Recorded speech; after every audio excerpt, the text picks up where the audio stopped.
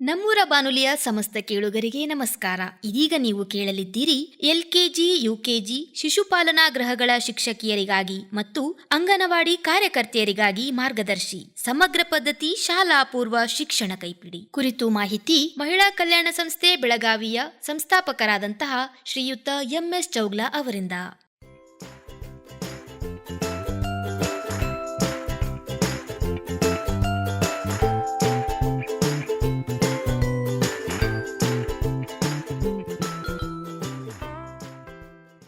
ಆತ್ಮೀಯ ಸಹೋದರಿಯರೇ, ಶಿಶುಪಾಲನಾ ಶಿಕ್ಷಕಿಯರೇ ಹಾಗೂ ಅಂಗನವಾಡಿ ಕಾರ್ಯಕರ್ತೆಯರೇ, ICDS ಯೋಜನೆಯ ಪ್ರಕಾರ ಈ ಜನವರಿ 4ನೇ ವಾರ ಇರುವ ವಿಷಯ ಸಾಕು ಪ್ರಾಣಿಗಳು. ನಾನು ಈ ಮೊದಲು ಹೇಳಿದ್ದೆ ಕಾಡು ಪ್ರಾಣಿಗಳ ಬಗ್ಗೆ. ಇವಾಗ ನಾನು ತಮಗೆ ತಿಳಿಸ್ತಾ ಇರೋದು ಸಾಕು ಪ್ರಾಣಿಗಳ ಬಗ್ಗೆ. ಸಾಕು ಪ್ರಾಣಿಗಳಂದ್ರೆ ನಮ್ಮ ಎಲ್ಲ ಜನರು ತಮ್ಮ ಅನುಕೂಲಕ್ಕಾಗಿ, ತಮ್ಮ ಲಾಭಕ್ಕಾಗಿ ಮನೆಯಲ್ಲಿ ಕೆಲವು ಪ್ರಾಣಿಗಳನ್ನ ನಾವೆಲ್ಲರೂ ಸಾಕುತ್ತೇವೆ. ಅವು ಸಾಕು ಪ್ರಾಣಿಗಳೆಂದರೆ ಯಾವುವು?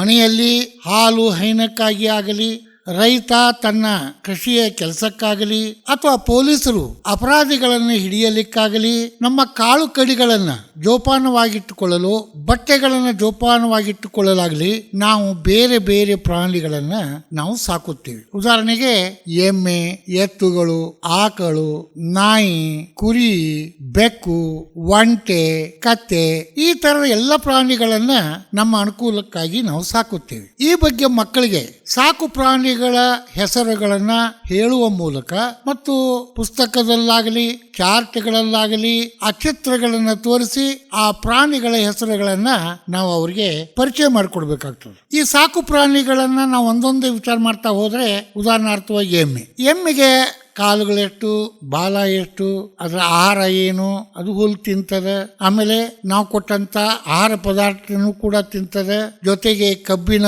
ವಾಡಿಯನ್ನು ತಿಂತದೆ ಮತ್ತು ಹತ್ತಿ ಕಾಳ ಅಥವಾ ಹಿಂಡಿಯನ್ನು ತಿಂತದೆ, ನಮ್ಮ ಹಾಗೆ ನೀರು ಕುಡಿತದೆ. ಆದ್ರೆ ಅದ್ರ ಉಪಯೋಗ ಏನು ಅಂತಂದ್ರೆ, ನಮಗೆ ನಾವು ದಿನಾ ನೋಡ್ತಾ ಇದ್ವಿ, ಹಾಲು ಕೊಡ್ತದೆ. ಎಮ್ಮೆಗಳ ಬಣ್ಣ ಕೆಲವು ಕಪ್ಪು ಇರ್ತಾವ, ಕೆಲವು ಹಂಡ ಬಣ್ಣ ಇರ್ತಾವ. ಆ ಬಣ್ಣಗಳ ಬಗ್ಗೆನೂ ನಾವು ಪರಿಚಯ ಮಾಡಿಕೊಡ್ಬೇಕು. ಮತ್ತೆ ಅವು ಹಾಲು ಕೊಡೋದ್ರಿಂದ ನಮ್ಗೆ ಏನೇನು ಪ್ರಯೋಜನ ಆಗ್ತವೆ? ಉದಾಹರಣಾರ್ಥವಾಗಿ ನಾವು ಹಾಲನ್ನ ಕುಡಿದು ಗಟ್ಟಿ ಆಗ್ಬಹುದು, ತಾಯಿ ಹಾಲು ಕಡಿಮೆ ಆದಾಗ ಆ ಹಾಲನ್ನ ಕುಡಿಸಿ ಮಕ್ಕಳನ್ನ ಬೆಳೆಸಬಹುದು. ಜೊತೆಗೆ ಮನೆಯಲ್ಲಿ ಆ ಹಾಲನ್ನ ಹಚ್ಚುತ್ತೀವಿ. ಹಚ್ಚುವುದು ಅಂದ್ರೆ ಏನು? ಸ್ವಲ್ಪ ಬಿಸಿ ಮಾಡಿದ ಹಾಲಿನಲ್ಲಿ ಸ್ವಲ್ಪ ಮೊಸರನ್ನಾಗ್ಲಿ ಮಜ್ಜಿಗೆಯನ್ನು ಬೆರೆಸಿ ಇಡೋದ್ರಿಂದ ಬೆಳಿಗ್ಗೆ ನಮಗ ಮೊಸರಾಗ್ತದೆ. ಆ ಮೊಸರನ್ನ ನಾವು ಕಡಗೋಲಿನಿಂದ ಕಡೆದು ಮಜ್ಜಿಗೆನೂ ಮಾಡ್ತೇವೆ. ಮಜ್ಜಿಗೆ ಮಾಡಿದ ನಂತರ ಅದರ ಮೇಲೆ ಬರ್ತಕ್ಕಂಥದ್ದನ್ನ ಬೆಣ್ಣೆ ತೆಗಿತೇವೆ.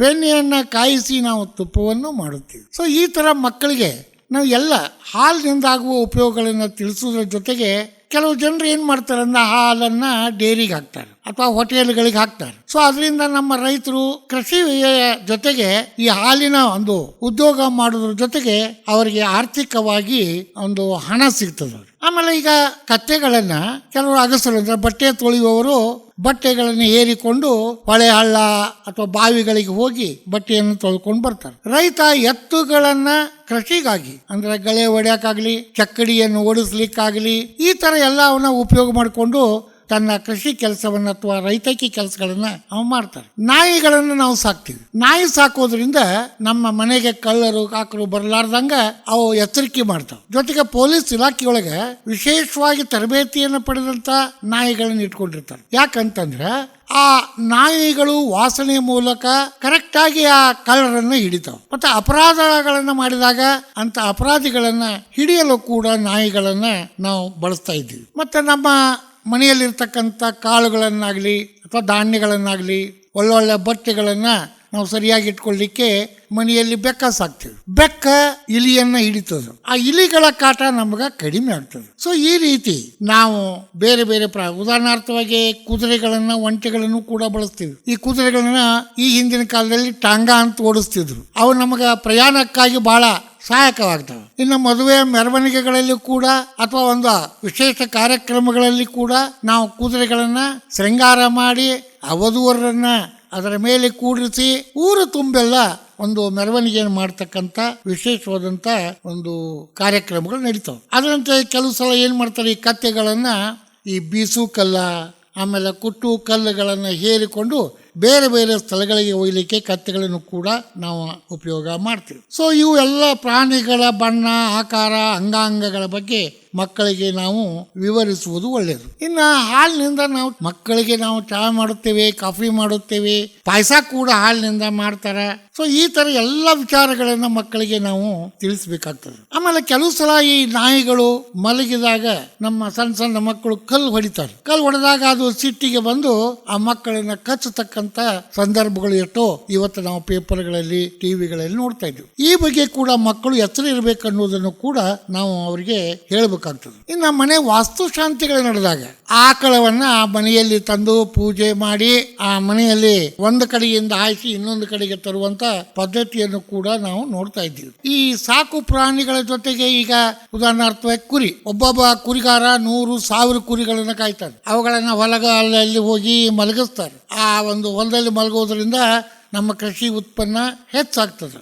ಅದಕ್ಕಾಗಿ ಅವನ ಹಣನೂ ಪಡಿತಾರೆ. ಮತ್ತೆ ಈ ಕುರಿಗಳನ್ನಾಗಲಿ ಮೇಕೆಗಳನ್ನಾಗಲಿ ಸಾಕುವುದರ ಜೊತೆಗೆ ಕೆಲವರು ಮಾಂಸಾಹಾರಿಗಳಾಗಿರ್ತಾರೆ. ಆ ಪ್ರಾಣಿಗಳನ್ನ ಬೆಳೆಸಿ ಪ್ರಾಣಿಗಳ ಮಾರ್ತಕ್ಕಂಥ ಮಾರ್ಕೆಟ್ ಕೂಡ ಪ್ರತ್ಯೇಕ ಸಂತೆಯಲ್ಲಿ ಇರ್ತದೆ. ಅವುಗಳನ್ನ ಮಾರಾಟ ಮಾಡೋದ್ರಿಂದ ರೈತ ಹಣವನ್ನ ಪಡಿತಾನೆ. ಈ ವ್ಯಾಪಾರ ಮಾಡ್ಲಿಕ್ಕೆ ಕೂಡ ಕೆಲವರು ದಲ್ಲಾಳಿಗಳು ಇರ್ತಾರೆ. ಅಂದ್ರೆ ಈ ಪ್ರಾಣಿಗಳನ್ನ ಮಾರುವುದು ಕೊಳ್ಳುವುದು ನಡೀತಕ್ಕಂಥದ್ದು ಏನದ ಅದು ಪ್ರಾಣಿಗಳ ಸಂತೆ, ದನಗಳ ಸಂತೆ ಅಂತ ಕರೀತಾರೆ. ಇನ್ನು ನಮ್ಮ ಹಾಗೆ ಯಾಗ ಡಾಕ್ಟರ್ ಇರ್ತಾರೋ ಮನುಷ್ಯರಿಗೆ, ಆ ತರ ಪ್ರಾಣಿಗಳಿಗೆ ರೋಗ ರುಜಿನಗಳು ಬಂದಾಗ ಆ ಪ್ರಾಣಿಗಳನ್ನ ನೋಡ್ಕೊಳ್ಳಿಕ್ಕೂ ಕೂಡ ಡಾಕ್ಟರ್ಗಳು ಇರ್ತಾರೆ. ಅದಕ್ಕೆ ಪಶು ವೈದ್ಯಾಧಿಕಾರಿಗಳು ಅಂತಾರೆ ಅವರಿಗೆ. ಸೊ ಎಲ್ಲ ಹಳ್ಳಿಗಳಲ್ಲೂ ಕೂಡ ಪಶು ದವಾಖಾನೆಗಳು ಕೂಡ ಇದಾವೆ. ಸೊ ಈ ರೀತಿ ನಾವು ಸಾಕು ಪ್ರಾಣಿಗಳ ಬಗ್ಗೆ ಹೇಳುವುದರ ಜೊತೆಗೆ ಕೇಳುವುದರ ಜೊತೆಗೆ ಮಕ್ಕಳಿಗೆ ಸಾಕು ಪ್ರಾಣಿಗಳ ಬಗ್ಗೆ ಮನದಟ್ಟಾಗಿ ಮಾಡಿಕೊಡ್ಬೇಕು. ಇನ್ನು ಕೆಲವು ಮಕ್ಕಳಿಗೆ ಗೊತ್ತಿರ್ತದೆ, ಕೆಲವ್ರಿಗೆ ಗೊತ್ತಿರುವುದಿಲ್ಲ. ಈಗ ಉದಾಹರಣಾರ್ಥವಾಗಿ ಶಹರದಲ್ಲಿ ನಾವು ಕೇಳ್ತೇವೆ, ಎಷ್ಟೋ ಮಕ್ಕಳಿಗೆ ನಾನು ನೋಡೀನಿ, ಹಾಲು ಎಲ್ಲಿಂದ ಬರ್ತಾವ ಅಂದ ಕೂಡಲೇ ಅವರು ಡೇರಿಯಿಂದ ಬರ್ತಾವ್ರಿ ಅಂತಾರೆ. ಅಂದ್ರೆ ಎಮ್ಮೆ ಹಿಂಡೋದ್ರಿಂದ ಹಾಲು ಬರ್ತಾವಂತ ಎಷ್ಟೋ ಮಕ್ಕಳಿಗೆ ಗೊತ್ತಿಲ್ಲ, ಅಥವಾ ಆಕಳಿಂದ ಬರ್ತಾವ ಅನ್ನೋದು ಗೊತ್ತಿಲ್ಲ. ಸೊ ಆಕಳ, ಎಮ್ಮೆ ಬೇರೆ ಬೇರೆ ಬಣ್ಣದ್ದಾಗಿದ್ರೂ ಕೂಡ ಹಾಲು ಮಾತ್ರ ಬೆಳ್ಳಗೆ ಇರ್ತಾವ ಅನ್ನೋದನ್ನ ನಮ್ಮ ಮಕ್ಕಳಿಗೆ ತಿಳಿಸ್ಬೇಕು. ಅದರಿಂದ ನಮಗೆ ಶಕ್ತಿ ವೃದ್ಧಿ ಆಗ್ತದೆ ಅನ್ನೋದನ್ನು ಹೇಳ್ಬೇಕು. ಇನ್ನು ಹಾಲಿನಿಂದ ಕವಾ ಮಾಡ್ತಾರೆ, ಪೇಡೆ ಮಾಡ್ತಾರೆ, ಬೇರೆ ಬೇರೆ ಸಿಹಿ ಪದಾರ್ಥಗಳನ್ನು ಮಾಡ್ತಾರೆ, ಶಾವಿಗೆ ಪಾಯಸ ಮಾಡ್ತಾರೆ. ಸೊ ಅದನ್ನು ಕೂಡ ನಾವು ವಿವರಣೆಯನ್ನ ನಾವು ಮಕ್ಕಳಿಗೆ ಮಾಡಿಕೊಡ್ಬೇಕಾಗ್ತದೆ. ಇದರ ಜೊತೆಗೆ ಮತ್ತೊಂದು ಏನು ಅಂತಂದ್ರೆ, ನಾವು ಕೆಲವು ಸಲ ಕೋಳಿಗಳನ್ನು ಸಾಕ್ತಿವಿ. ಆ ಕೋಳಿಯಿಂದ ತತ್ತಿ ಬರ್ತಾವ. ಈಗ ಅಂಗನವಾಡಿಯಾಗ ಮಕ್ಕಳೆಲ್ಲ ತತ್ತಿ ತಿಂತಾರೆ. ಆ ಕೋಳಿ ತತ್ತಿ ಬಗ್ಗೆನೂ ಕೂಡ ಹೇಳ್ಬೇಕು. ಯಾಕೆ ಸರ್ಕಾರದವರು ಅಂಗನವಾಡಿ ಮಕ್ಕಳಿಗೆ, ಸಣ್ಣ ಮಕ್ಕಳಿಗೆ ತತ್ತಿ ಕೊಡತಾರೆ, ಗರ್ಭಿಣಿಯರಿಗೆ ಆತಕ್ಕಾಗಿ ತತ್ತಿ ಕೊಡ್ತಾರೆ, ಬಾಣಂತಿಯರಿಗೆ ಯಾಕೆ ಕೊಡ್ತಾರೆ, ಆದ್ರಿಂದ ಅವರಿಗೆ ಪೌಷ್ಟಿಕಾಂಶ ದೊರೀತದೆ ಅಂತಕ್ಕದ್ದನ್ನು ಕೂಡ ನಾವು ಅವ್ರಿಗೆ ಹೇಳಬೇಕಾಗ್ತದೆ. ಆಮೇಲೆ ಈ ಒಂದು ಪ್ರಾಣಿಗಳ ಚಿತ್ರಗಳನ್ನು, ಎಷ್ಟೋ ಪ್ರಾಣಿಗಳ ಚಿತ್ರ ಪೇಪರ್ಗಳಲ್ಲಿ ಬರ್ತಾವ, ಚಾರ್ಟ್ಸ್ಗಳಲ್ಲಿ ಬರ್ತಾವ. ಆ ಪ್ರಾಣಿಗಳನ್ನ ಅಷ್ಟೇ ಕಟ್ ಮಾಡಿ ಅವುಗಳನ್ನು ಒಂದು ಪಾತ್ರೆಯಲ್ಲಿ ಹಾಕಿ, ಯಾರು ಶಿಕ್ಷಕಿ ಯಾವ ಪ್ರಾಣಿಯನ್ನು ಎತ್ತಿ ತೆಗಿ ಅಂತಾಳೆ ಆ ಒಂದು ಪ್ರಾಣಿಯನ್ನು ಎತ್ತಿ ತೆಗಿಬೇಕು ಮಗು. ಅಂದ್ರೆ ಅವನಿಗೆ ಗೊತ್ತಾಗ್ಯದ, ಆ ಪ್ರಾಣಿಗಳ ಪರಿಚಯ ಆಗ್ಯದ ಅಂತ ಅದರ ಅರ್ಥ. ಮಗು ಒಂದು ವೇಳೆ ತಪ್ಪಾಗಿ ತೆಗೆದ್ರೆ ಅದನ್ನ ತಿದ್ದುಪಡಿ ಮಾಡಬೇಕು. ಸೊ ಈ ರೀತಿ ನಾವು ಬೇರೆ ಬೇರೆ ಪ್ರಾಣಿಗಳನ್ನ ಚಿತ್ರದ ಮೂಲಕ ಇರಬಹುದು, ಚಾರ್ಟ್ಸ್ ಮೂಲಕ ಇರಬಹುದು, ಅಥವಾ ನಾವು ಪ್ರತ್ಯಕ್ಷ ಮಕ್ಕಳನ್ನ ಕರ್ಕೊಂಡು ಹೋಗ್ಬೋದು. ಎಲ್ಲಿ ಅಂತಂದ್ರೆ ಕುರಿಗಾರ ಬಂದಾಗ ಹೊರಗೆ ಕರ್ಕೊಂಡು ಕುರಿ ತೋರಿಸ್ಬೋದು. ಅವು ಯಾಕೆ ಒದರ್ತಾವ, ಯಾಕೆ ಸಾಲಾಗಿ ಹೋಗ್ತಾವ, ನಮ್ಮ ಗತಿ ಅತ್ತ ಇತ್ತ ಹೋಗೋದಿಲ್ಲ. ಒಂದು ಕುರಿ ಮುಂದೆ ಹೋಗ್ತಂದ್ರೆ ಎಲ್ಲಾ ಕುರಿಗಳು ಅದರ ಬೆನ್ನು ಹತ್ತಾವ, ಅದನ್ನು ನಾವು ಹೇಳ್ಬೇಕು. ಆಮೇಲೆ ಈ ಒಂದು ಪ್ರಾಣಿಗಳ ಬಗ್ಗೆ ಹಾಡು ಹೇಳ್ಬೇಕು ನಾವು. ಆ ಮಕ್ಕಳಿಗೆ ಗೊತ್ತಾಗೋ ಹಾಡು ಅಂದ್ರೆ ಬಹಳ ಆಸಕ್ತಿ ಅವ್ರಿಗೆ, ಕತೆ ಅಂದ್ರೆ ಬಹಳ ಆಸಕ್ತಿ ಅವ್ರಿಗೆ. ಸೊ ಅಂತದೇ ಕೆಲವು ಹಾಡುಗಳನ್ನ ನಮ್ಮ ಶಿಕ್ಷಕಿಯರು ಸಂಗ್ರಹ ಮಾಡ್ಕೋಬೇಕು. ಉದಾಹರಣಾರ್ಥವಾಗಿ, ತಿಮ್ಮನಿಗೆ ಒಂದು ತೋಟವಿತ್ತು, ಆ ತೋಟದಲ್ಲೊಂದು ನಾಯಿ ಇತ್ತು, ಅದು ಅಲ್ಲಿ ವಾವ್ ವಾವ್ ವಾವ್ ವಾವ್, ಅದು ಇಲ್ಲಿ ವಾವ್ ವಾವ್ ವಾವ್, ಅದು ಎಲ್ಲೆಲ್ಲೂ ವಾವ್ ವಾವ್ ವಾವ್ ವಾವ್. ತಿಮ್ಮನಿಗೆ ಒಂದು ತೋಟವಿತ್ತು, ಆ ತೋಟದಲ್ಲೊಂದು ಬೆಕ್ಕಿತ್ತು, ಅದು ಅಲ್ಲಿ ಮ್ಯಾವ್ ಮ್ಯಾವ್ ಮ್ಯಾವ್, ಅದು ಇಲ್ಲಿ ಮ್ಯಾವ್ ಮ್ಯಾವ್ ಮ್ಯಾವ್, ಅದು ಎಲ್ಲೆಲ್ಲೂ ಮ್ಯಾವ್ ಮ್ಯಾವ್ ಮ್ಯಾವ್. ತಿಮ್ಮನಿಗೆ ಒಂದು ತೋಟವಿತ್ತು, ಆ ತೋಟದಲ್ಲೊಂದು ಕುರಿ ಇತ್ತು, ಅದು ಅಲ್ಲಿ ಬ್ಯಾ, ಅದು ಇಲ್ಲಿ ಬ್ಯಾ, ಅದು ಎಲ್ಲೆಲ್ಲೂ ಬ್ಯಾ ಬ್ಯಾ ಬ್ಯಾ. ಸೊ ಈ ಥರ ಮಕ್ಕಳಿಗೆ ಧ್ವನಿಯನ್ನು ತೆಗೆಸುವುದರ ಮೂಲಕ ಅವರು ಆ ಹಾಡಿನಿಂದ ಖುಷಿ ಪಡ್ತಾರೆ. ಇನ್ನು ಅದರಂತೆ ಒಬ್ಬ ಕರೀಮ ಕೋಳಿ ಸಾಕಿದ್ದ. ಆ ಕೋಳಿ ದಿನಾಲು ಒಂದೊಂದು ತತ್ತಿ ಆಗ್ತಿತ್ತು. ಆ ತತ್ತಿಯನ್ನು ಮಾರಾಟ ಮಾಡಿ ಅವನ ಉಪಜೀವನವನ್ನು ಮಾಡ್ತಿದ್ದ. ಅವನಿಗೆ ಒಂದು ದಿವಸ ಏನಾಯ್ತು ಅಂದ್ರೆ ಕೆಟ್ಟ ಬುದ್ಧಿ ಹೊಳಿತು. ದಿನಾ ಒಂದು ತತ್ತಿ ಆಗ್ತದೆ, ಈ ಕೋಳಿ ಎಷ್ಟು ಚಿಕ್ಕದಿದ್ದು ಇದರಲ್ಲಿ ಎಷ್ಟನೇ ತತ್ತಿ ಇರ್ಬೋದು. ಒಮ್ಮೆಲೆ ಈ ಕೋಳಿ ಕೊಯ್ದು ಎಲ್ಲಾ ತತ್ತಿ ತಕೊಂಡ್ ಬಿಟ್ರೆ ನಾನೊಂದು ದೊಡ್ಡ ಶ್ರೀಮಂತ ಆಗಬಲ್ಲೆ ಅಂತೇಳಿ ಅವನೇನ್ ಮಾಡಿದ, ಆ ಕೋಳಿ ಕೋದ್ಬಿಟ್ಟ. ಕೋಳಿ ಕೂದಾಗ ಏನಾಯ್ತು, ಅದು ಸತ್ತೋಯ್ತು. ಅವನಿಗೆ ಯಾವ ತತ್ತಿಯೂ ಸಿಗಲಿಲ್ಲ.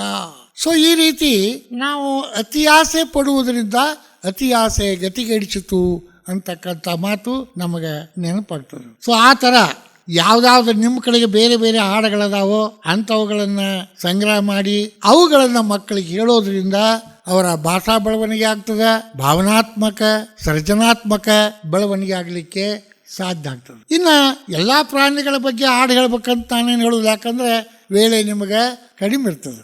ಕೆಲವಾದರೂ ಕೂಡ ಮಕ್ಕಳಿಗೆ ಭಾಷಾ ಬೆಳವಣಿಗೆ ಮಾಡಲಿಕ್ಕೆ ಸಹಾಯಕವಾಗುವಂಥ ಹಾಡುಗಳನ್ನು ಕಥೆಗಳನ್ನು ನೀವು ಹೇಳಬೇಕು ಅಂತ ತಮ್ಮಲ್ಲಿ ನಾನು ವಿನಂತಿ ಮಾಡ್ತಾ, ಇನ್ನು ಮತ್ತೊಂದು ಏನು ಅಂತಂದ್ರೆ ನೀವು ಸಗಣಿ ಬಗ್ಗೆ ಹೇಳ್ಬೇಕು. ಅವ್ರು ಈ ಆಡು ಅಥವಾ ಯಾವುದೇ ಒಂದು ಎಮ್ಮೆ ಆಕಳು ಇವೆಲ್ಲ ಏನ್ ಮಾಡ್ತಾವಂದ್ರೆ ಸಗಣಿ ಆಗ್ತಾವ. ಆ ಸಗಣಿಯಿಂದ ನಮ್ಮ ಹಳ್ಳಿಗಳಲ್ಲಿ ಸಾರ್ಸಾಕ್ ಉಪಯೋಗ ಮಾಡ್ತಾರೆ, ಬೆಳೆಗಳಿಗೆ ಗೊಬ್ಬರವಾಗಿ ಹಾಕ್ತಾರೆ, ಆಮೇಲೆ ಪಾಂಡೋರ್ ಅಂತ ಬೆಳಿತಾರ, ಪೂಜಾನು ಮಾಡ್ತಾರ, ಕುಳ್ಳು ಅಂತ ಬೆಳಿತಾರ.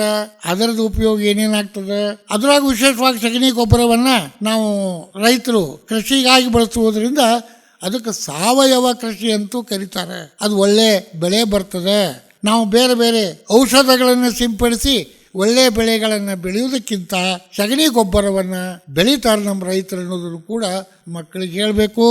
ಮತ್ತು ನೀವು ನಿಮ್ಮ ಅಂಗನವಾಡಿಗೆ ಮಕ್ಕಳನ್ನು ಕಳ್ಸಕ್ಕೆ ಬರ್ತಾರಲ್ಲ, ಆ ತಂದೆ ಇರಲಿ ತಾಯಿ ಇರಲಿ ಅವ್ರಿಗೂ ಕೂಡ ಇಂಥ ವಿಷಯಗಳನ್ನು ಮನೆಯಲ್ಲಿ ಆ ಮಕ್ಕಳಿಗೆ ಪಾಠ ಮಾಡುವಂತೆ ಸ್ವಲ್ಪ ಮಾರ್ಗದರ್ಶನ ಮಾಡಬೇಕು. ನೀವು ತಾಯಂದಿರ ಸಭೆ ಅಂತ ಕರಿತೀರಿ, ಆ ಸಭೆಗಳಲ್ಲಿ ಇಂತಿಂಥ ಚಿಕ್ಕ ಚಿಕ್ಕ ವಿಷಯ ಆದರೂ ಕೂಡ ಮಕ್ಕಳ ಮನಸ್ಸಿಗೆ ಬಹಳ ದೊಡ್ಡದಾದಂಥ ಅನುಭವವನ್ನು ತರ್ತದೆ. ನಾನು ಶಾಲೆಯಲ್ಲಿ ಪಾಠ ಮಾಡುವುದರ ಜೊತೆಗೆ ನೀವು ಕೂಡ ಮನೆಗಳಲ್ಲಿ ನಿಮ್ಮ ಪ್ರಾಣಿಗಳನ್ನು ತೋರಿಸಿ ಅದರ ಬಗ್ಗೆ ಹೆಚ್ಚಿನ ಇದು ಮಾಡಿ ಹೇಳಿ, ಪ್ರಾಣಿಗಳನ್ನು ನಾವು ಪ್ರೀತಿಸಬೇಕು, ದಂಡಿಸಬಾರ್ದು. ಅವು ನಮಗೆ ಸಹಾಯಕ, ಅವು ನಮಗೆ ಸಹಕಾರಿ. ಅವುಗಳನ್ನು ಉಳಿಸಿ ಬೆಳೆಸುವುದರಿಂದ ನಮಗೂ ಕೂಡ ಅವು ಅನುಕೂಲ ಮಾಡಿಕೊಡ್ತಾವ ಅಂತ ಹೇಳಿ, ಎಷ್ಟೋ ಮಂದಿ ನೋಡ್ರಿ ನೀವು ನಾಯಿಗಳನ್ನು ಸಾಕೋದ್ರ ಜೊತೆಗೆ ಬೆಳಿಗ್ಗೆ ಕರ್ಕೊಂಡು ಅಡ್ಡಾಡಕ್ಕೂ ಹೋಗ್ತಾರೆ. ಸೊ ಯಾಕಂದ್ರೆ ನಾಯಿ ಪ್ರೀತಿ ಮಾಡ್ತಾರೆ. ನಾವು ಎಷ್ಟೋ ಕಡೆಗೆ ಓದಿದ್ದೀವಿ, ನಾಯಿಯಷ್ಟು ಪ್ರಾಮಾಣಿಕ ಪ್ರಾಣಿ ಇನ್ನೊಂದಿಲ್ಲ ಅಂತ. ಅದಕ್ಕೆ ಅದನ್ನು ನಾವು ತಿಕ್ಕಿ ತೊಳೆದು ಒಣಿಸಿ ತಿನ್ನಿಸಿ ಅಂಥ ಪ್ರಾಣಿಗಳನ್ನು ಬೆಳೆಸಿ ಬಳಸ್ಕೊಳ್ಳಿಕ್ಕೆ ಈ 3ರಿಂದ 6 ವರ್ಷದ ಮಕ್ಕಳಿಗೆ ನಾವು ಪಾಠ ಮಾಡೋದ್ರಿಂದ ಆ ಪ್ರಾಣಿಗಳನ್ನು ಪ್ರೀತಿಸಿ ಮುಂದಿನ ದಿನಗಳಲ್ಲಿ ಅವರು ಬೆಳೆಸ್ಕೊಳ್ಳಿಕ್ಕೆ ಸಾಧ್ಯ ಆಗ್ತದೆ ಅಂತಕ್ಕಂಥ ಮಾತನ್ನು ನಾನು ತಮಗೆ ತಿಳಿಸೋದ್ರ ಜೊತೆಗೆ ಈ ಒಂದು ಜನವರಿ ತಿಂಗಳ 4ನೇ ಪಾಠ ನಾನು ಇಲ್ಲಿ ಮುಕ್ತಾಯಗೊಳಿಸ್ತಿದ್ದೆ. ಮುಂದಿನ ಫೆಬ್ರವರಿ 1ನೇ ವಾರ ವೇಳೆ ಮತ್ತು ಋತುಗಳ ಬಗ್ಗೆ ನಿಮ್ಗೆ ನಾನು ತಿಳಿಸ್ಲಿಕ್ಕೆ ಮತ್ತೆ ಬರ್ತೇನೆ. ದಯವಿಟ್ಟು ನೀವು ಈ ಆ್ಯಪ್ ಮೂಲಕ ಈ ಒಂದು ಎಲ್ಲ ನಮ್ಮ ವಿಷಯವನ್ನ ನೋಡಿ ಕೇಳಿ ಬಳಸಿ ಮಕ್ಕಳ ಸುಧಾರಣೆಯನ್ನು ಮಾಡಬೇಕು. ಮತ್ತು ತಾವು ಈ ಒಂದು ಪಾಲಕರು ಕೂಡ ಇದನ್ನು ನೋಡಲಿಕ್ಕೆ ಅವರಿಗೆ ತಿಳಿಸ್ಬೇಕು. ಇನ್ನು ಕೈಪಿಡಿಯೇ ಬೇಕು ಅಂದಾಗ ನಮ್ಮ ಕಡೆಗೆ ಕೈಪಿಡಿ ಸಿದ್ಧವಾಗಿದ್ದವ, ಅವುಗಳನ್ನು ನೀವು ಖರೀದಿ ಮಾಡಲಿಕ್ಕೆ ನಾವೇನು ನಿಮಗಲ್ಲಿ ಮೊಬೈಲ್ನಾಗ ನಂಬರ್ ತಿಳಿಸ್ತಾ ಇದ್ದೀವಿ. ನಮ್ಮ ನಂಬರನ್ನು ನೋಟ್ ಮಾಡಿಕೊಂಡು ಪಾಲಕರಿಗೆ ಆ ಕೈಪಿಡಿಯನ್ನು ಪಡೀಲಿಕ್ಕೆ ನೀವು ಸಹಾಯ ಮಾಡಬೇಕು ಅಂತೇಳಿ ತಮ್ಮಲ್ಲಿ ಸವಿನಯ ವಿನಂತಿ ಮಾಡಿಕೊಂಡು ಈ ಪಾಠವನ್ನು ನಾನು ಮುಗಿಸ್ತಾ ಇದ್ದೀನಿ. ಎಲ್ಲರಿಗೂ ನಮಸ್ಕಾರ.